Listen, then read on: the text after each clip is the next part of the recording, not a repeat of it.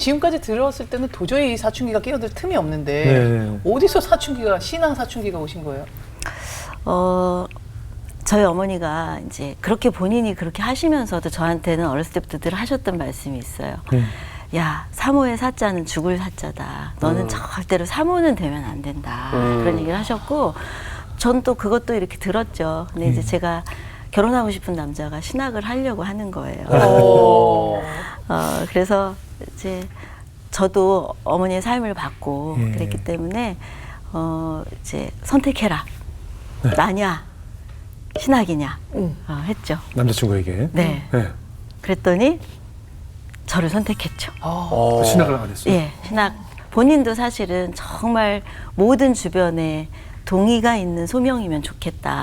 그런 마음이었고, 그래서 이제 신학을 하지 않고 기독교 시민단체에서 일하는 것으로 일하고 이제 그렇게 했는데 네. 한 둘째를 낳고 결혼하시고? 예, 결혼하고 네. 둘째를 낳았을 때 어느 날 남편이 예. 할 얘기가 있다고. 여보, 내가 신학교를 가야 되겠어. 내가 죽을 것 같아. 그러더라고요.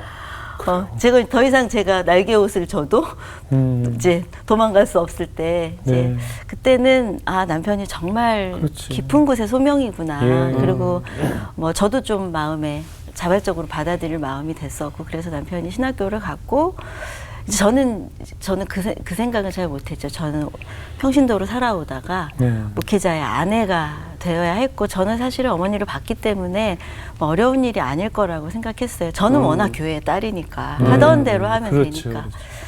근데 이제 이 목회자 아내 역할이라는 옷을 제가 입었을 때는 다른 지점에 가게 되더라고요. 사실 저는 그때 제일 큰 고민이 왜 내가 기도가 깊어지지 않을까? 왜 10분 기도하면 더 이상 할 말이 없어서 앉아 있어야 될까? 기도는 하나님과의 관계라고 하는데 사실 가장 큰 고민이었는데 예. 막상 이제 이렇게 되니까 외적인 것들로 왜 새벽기도 안 나오냐, 사모가. 이제 이런 것들, 그러니까 제가 가만둬도 사실 저는 교회 딸이니까 자발적으로 할 사람인데 이제 역할 때문에 강요되는 것들이 있기 시작하면서 아, 이게 뭐지?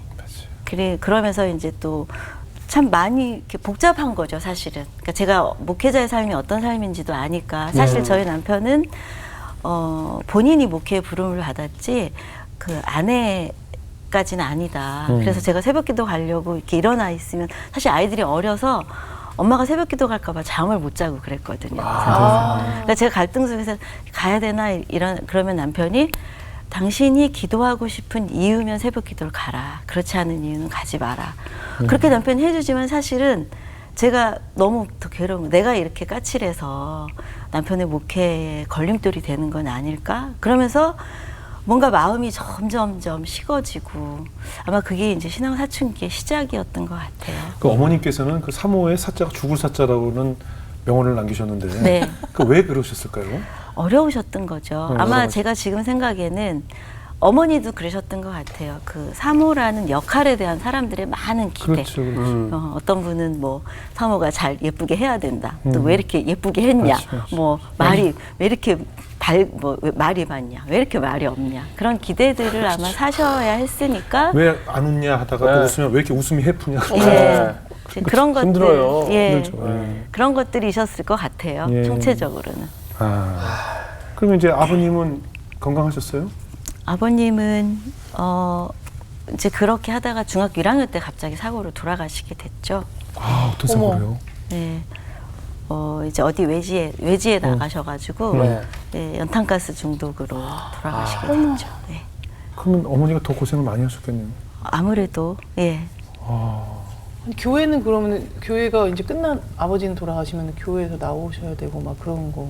그렇죠. 이제 사임을 하셔야 될 때 아마 제가 신앙사춘기라는 이름을 붙일 수 있었던 게 사실은 제가 그 시절에 점점 마음이 메말라지면서 점점 하나님이 안 보이고 내가 그렇게 가까이 느껴지셨던 하나님이 안 계신 것 같고 예배의 자리에 가면 더 하나님이 느껴지지 않고 교회 가기 싫고 교회 가고 싶으면 진짜 배 아프고 교회 갈 시간이 되면 그렇게 하면서 저를 돌아보면서 또 뭐 제가 공부한 것이 심리 치료니까 나의 마음이 왜 이렇지 하면서 이제 아버지 돌아가신 이후에 제가 겪었던 어떤 일들이 예. 이게 내가 하나님을 만나는 일과 이런 것에 어떤 영향을 줬구나. 이제 그런 것들을 좀 정리할 수 있었죠. 그래서 사실 아버지가 돌아가신 게 저의 신앙 사춘기, 뭐 종교 중독 이런 것들과 굉장히 연관이 있죠. 아까 아버님 돌아가실 때 기억을 말씀하셨는데 네. 아버님 돌아가실 때 특별히 이- 기억나는 장면이 있다면요? 그 어간에 새 장면이 굉장히 또렷하게 제 마음에 남아 있어요. 네. 사실은 우리 이제 어린 시절의 기억이라는 게 되게 많잖아요. 그렇죠, 그렇죠. 근데도 유난히 내한테 남아 있는 건 나를 형성하는데 중요한 일들인 것 같아요. 네. 근데 아버지가 돌아가시고 장례식이었는데 네. 이렇게 뒤를 따라가고 있었죠. 그렇죠. 울면서. 네, 네. 그랬더니 이제 아버지 친구 목사님이 옆으로 오셨어요. 그래서 이제 저한테 야, 너 왜 우냐? 너희 아버지 좋은 곳에 가셨다. 천국에 가셨는데 왜 우냐? 맞는 말이잖아요, 사실. 아버지 좋은 곳에 가셨고 그런데 저는 슬프잖아요. 그럼요. 근데 어린 마음에 그래, 아버지 좋은 곳에 가셨는데 내가 울면 안 되지. 또 목사님이신 아버지 친구분이 이렇게 말씀하시니까 울면 안 되겠구나. 우는 거 하나님 싫어하실 수도 있겠구나. 그러니까 저는 아버지가 슬픈데 네. 슬픈데 울 수 없어요. 왜냐면 내가 울면 이거 하나님 기뻐하지 않으시니까 천국에 갈 수 없어. 그러면 아버지 만날 수 없어. 이 아마 딜레마 속에 제가 그나마 할 수 있는 일은 정말 교회 안에서 시키는 대로 잘하고 순종하는 거. 아마 좀 그랬지 않을까 그런 생각이 들고 네. 좀 더 이제 외적으로 아팠던 일은 아버지가 사임을 하시게 되니까 이제 퇴직금 뭐 이런 계산을 하셨나 봐요. 네. 그러니까 이제 어머니하고 장로님들하고 퇴직금을 계산하는 방식이 다르신 거예요. 그러니까 어머니는 뭐 교회가 어려운데 조금만 달라. 뭐 또 장로님들은 이제 사모님 아이들하고 이렇게 키우고 힘드시는데 더 드려야 된다. 이러시면 얼마나 좋았겠어요. 이렇게 싸웠다고? 은혜롭네. 그게 아니죠, 당연히. 네. 네. 그 정반대죠. 그 반대니까 반대지. 제가 깜짝이야. 너무 제가 기대했던 건 그거죠. 제가 어려서부터 생각했던 교회. 그거는 이렇게 싸워야 되는 거예요. 그렇죠. 서로. 그런데 전혀 다른 걸 본 거죠. 이거 뭐지? 장로님들, 교인들이 그렇게 저를 이뻐하시고 네네네. 저는 그렇게 사랑받는 어린 백합꽃이었는데 장로님들이 왜 달라지셨지? 더 어려웠던 건 엄마가 너무 창피한 거죠. 네. 기도하고 그러는데 엄마가 왜 돈 때문에 저래? 어린 마음에는 네. 그런 어려움들 속에서 일찍 교회의 이면을 본 거죠, 사실은. 근데 아마도 어린 마음에 그걸 너무 감당하기 어려운 일이니까 그 역시 이제 그걸 보지 않고 그런 감정들, 내가 이게 왜 이러지 도대체? 이런 감정을 좀 느끼지 않고 오히려 뭐 다른 방식으로 종교적인 열심을 내는 방식으로 살았던 것 같고 제가 아버지 장례식을 마치고 학교에 첫 등교하는 날이었어요. 근데 그 장면이 사실은 가장 선명한 장면인데 네. 이제 제가 교실에 들어가면서 문을 열고 그 어느 때보다 활짝 웃으면서 교실에 들어갔어요. 제가 사실 막 장난꾸러기였거든요. 막 뭐 선생님 놀리고 막 이런 장난꾸러기였는데 그랬던 어느 날보다 더 활짝 웃으면서 교실에 들어간 거예요. 그러니까 제 딴에는 애들이 저를 불쌍하게 볼까 봐. 갑자기 아버지 없는 아이가 됐잖아요. 며칠 사이에. 그러니까 불쌍하게 볼까 봐 그랬던 것 같아요. 그러니까 그 이후로 제가 생각해 보면 누군가 나를 가엾구나, 아버지 없는 아이, 이럴 거 볼까봐 더 밝은 아이, 더 장난치고 더 밝고 그런 모습으로 이제 일종의 저 아닌 다른 얼굴을 좀 이렇게 만들면서 살지 않았나. 나중에 그런 생각이 들고 더는 그렇게 살 수 없을 때 아마 신앙 사춘기가 오지 않았나. 사실 제 마음은 아직 그 아버지 돌아가신 우는 그 자리에 있고 머물러 있고 예. 저는 다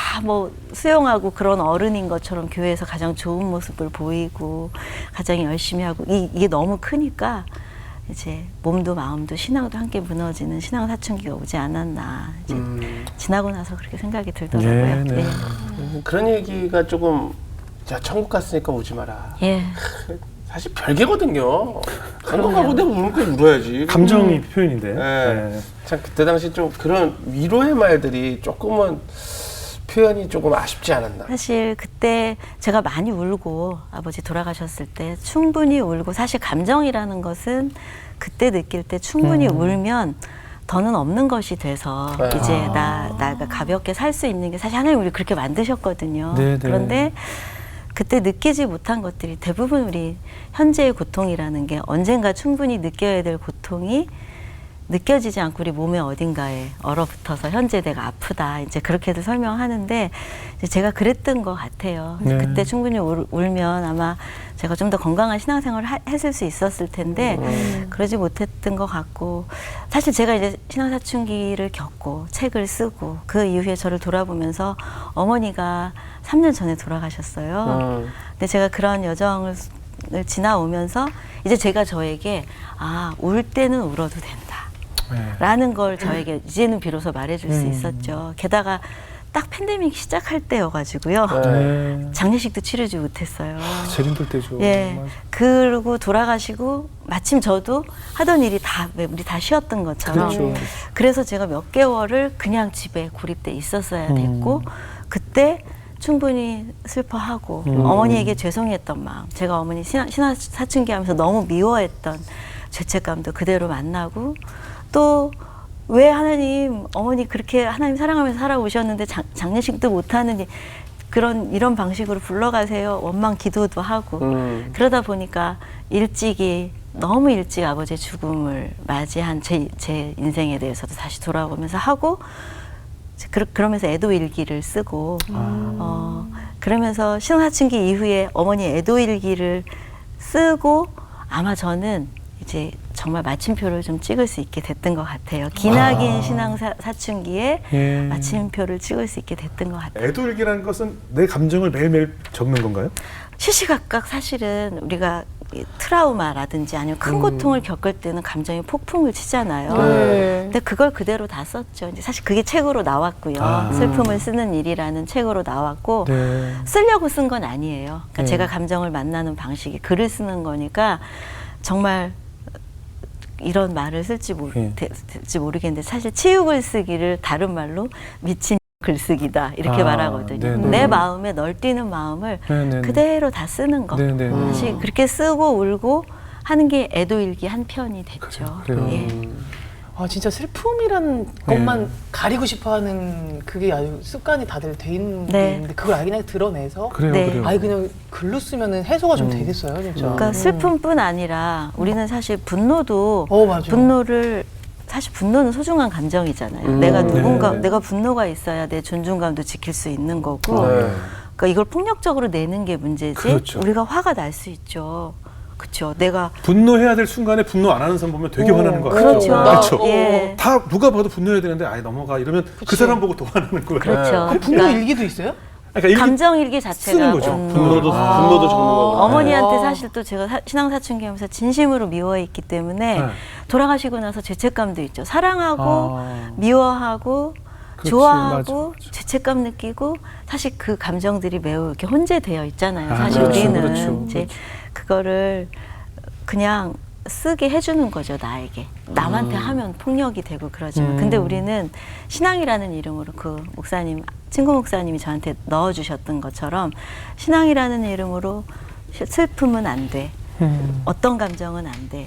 어떤 감정은 안 돼. 이렇게 좀 잘못 이제 신앙 안에서 주입되는 그러다 보니까 그걸 안 만나려고 하니까 종교 중독에 빠진다거나 그래요. 이렇게 되는 것 같아요. 그래요. 네. 그럼 그 애돌기를 쓰고 어머니를 보낸 다음에 이제 여러 가지 사춘기를 마쳤으니까 네. 또 변화가 많이 생겼겠어요. 제가 사실은 이제 상담하는 일을 하니까 예. 우셔도 된다 이런 말을 남에게는 많이 해주죠. 그렇죠. 근데 정작 저는 그런 제 안에 무의식적으로 그런 마음을 가지고 울면 안 되라는 게 가지고 있으니까 네. 잘 그러지 못했는데 애도일기를 쓰면서 충분히 울고 충분히 분노하고 이렇게 하는데 하나님이 벌을 안 주시더라고요. 오히려 제가 그럴 때 하나님 가까이 느껴지시는 거예요.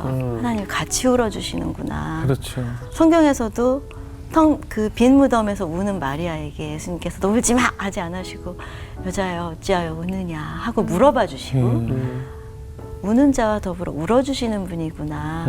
그걸 제가 이제 정말 그냥 경험적으로 느끼니까 장례식에 그때 그 아이 아까 말씀하신 그 수학여행 네. 그 아이가 다시 느껴지는 거예요. 장례식에 그때 제가 그 따라가고 있을 때 하나님이 저를 어떻게 보셨을까? 야 울지 마. 너 울면 천국 못 가. 그렇지. 이러시질 하나님이 그렇죠, 아니시죠. 그렇죠. 얼마나 저를 안타깝게 바라보시겠어요. 제 인생을 다 아실 텐데 그렇죠. 너가 이 일로 이제 이런 아픔들을 겪으면서 나를 만나러 오겠구나. 많은 어려움들 속에서 돌아 나에게 오겠구나. 그동안에 네가 아플 생각을 하면 내 마음이 아프다. 사실은 아버지 없이 지낼 저를 보시면서 하나님이 아파하셔, 오히려 하나님이 우셨을 것 같다는 생각이 드는 맞아, 거예요. 그러니까 그런 하나님을 경험적으로 만나고 실은 제가 아까 질문하셨던 그 질문을 들었어요. 신앙사춘기 책을 쓰고 그 수학여행가 안 간 아이가 만약에 네. 누가 옆에서 지금 수학여행을 안 간다고 하면 어떻게 말해주겠냐. 네네네. 만약에 저희 고등부 아이가 예.